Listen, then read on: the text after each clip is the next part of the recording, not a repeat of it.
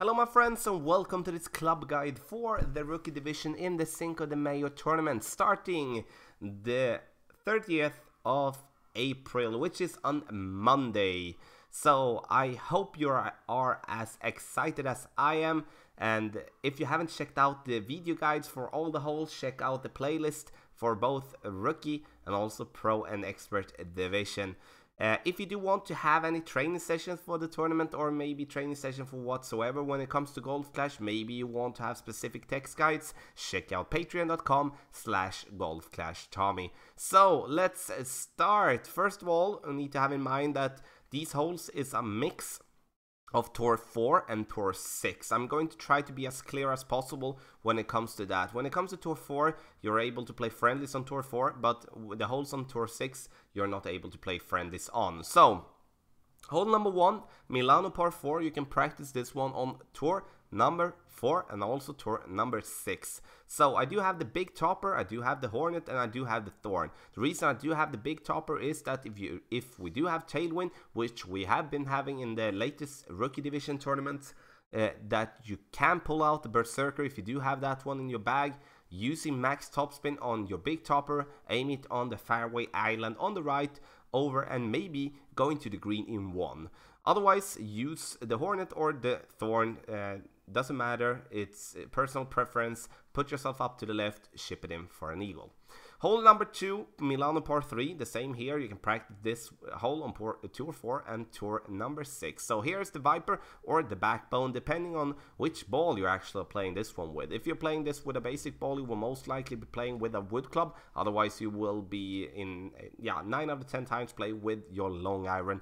You aim on the island in the middle of the bunker there, bounce it onto the green. Hole number 3, the Oasis par 5.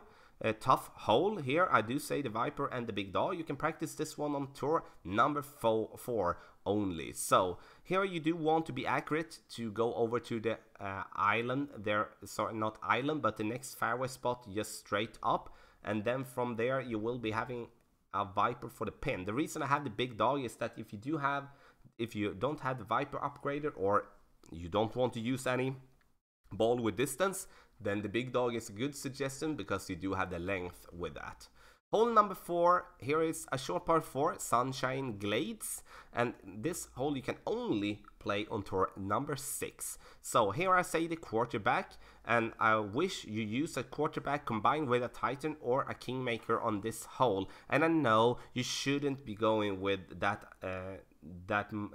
ball on this division, but I do feel that hole number 4, to get this one onto the green, you kind of need distance. And the reason I'm putting the quarterback here is that I do want to have the curl and also some backspin. If I do have an extra mile in level 2, 3, 4, 5, then it won't really cut it, and it will be very tough to make it stop before the rough. So the quarterback will be good there. But again, if you do have the quarterback in level 1, then I would of course go with another driver. Hole number 5, Sunshine Glaze par 5, and again, this one is only available to play on Tour number 6. I say the Viper or the Horizon. Again, I think the Horizon is good with the distance combined with a little bit of topspin as well, depending on how you want to play that one. The Viper as well, with a little bit more accuracy to go for the pin. You play yourself up to the right, and then you have a wood club to the pin, or if you do have tailwind, you go to the left, bounce it over the water, and give yourself a long iron to the pin. Hole number 6, the last of the Sunshine Glades. It's a par 3, and you can only practice this one on Tour number 6. So I say the Viper, which will be the common wood club to use here. We will be playing with our wood club on this hole. Have in mind that the ball will be affected more by the wind here, because we're playing over open water, and also it's a little bit of downhill. So get this one to green. And this one will be a very tough one to make a hole-in-one, so that is something that you need to have in mind. Hole number 7, the Big Dog for the Oasis par 4. And here it's all about the length, in my opinion. If you reach over to the second fairway, which you need to do to be able to make a birdie, a birdie, of course, because it's a par 4. Then you will need a distance for the second shot, especially if you're not using a Titan or a Kingmaker, then you do want to have some length. You can be available, able to go to the green into if you're using a less upgraded club, or maybe going with a sniper viper or something like that, but then you have to bounce it over to the green, and that is so much harder than bouncing it onto the rough just by the green. Hole number 8, Oasis par 3, one of the toughest par 3s in the game, and here I go with the backbone or the Goliath, and you can practice this one on tour number 4 only. So you do want to have some curl on your long iron, because I don't want you to aim in on the island, that little island, and which if you miss you will go into the water. I want you to go on the fairway on the right, bouncing it in, using half a bar of backspin combined with the curl that you do have and side spin. Here it's very important to go with as much side spin as possible, and if you do have a katana for this one, would be absolutely perfect.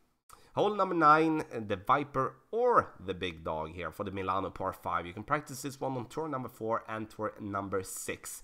Here you do want to stay away from the rough and the bunker for your drive, and then you shouldn't have a problem to reach for the green too. The reason again I'm using a Viper or a Big Dog is depending on how I want to play this one. If I want to play with a better ball, then I go with the Viper to give myself an easier approach to the pin. If I do want to go with a less upgraded ball, then I will go with the Big Dog, because I will need length for my second shot. So, my friends, this was the club guide for Rookie Division in the Cinco de Mayo Tournament. Please make a comment in the comment section below, and I will be happy to answer you here. And in the end here, I would like to wish you the best of luck in the Cinco de Mayo Tournament.